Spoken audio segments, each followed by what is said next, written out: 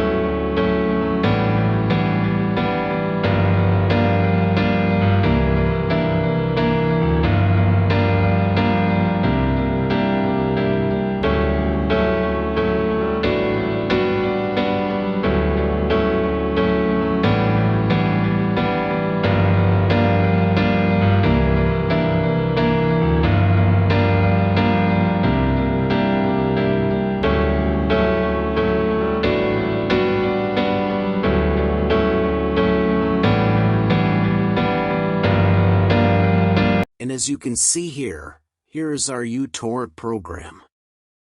I hope this video was helpful. If it was, please give it a thumbs up and don't forget to subscribe.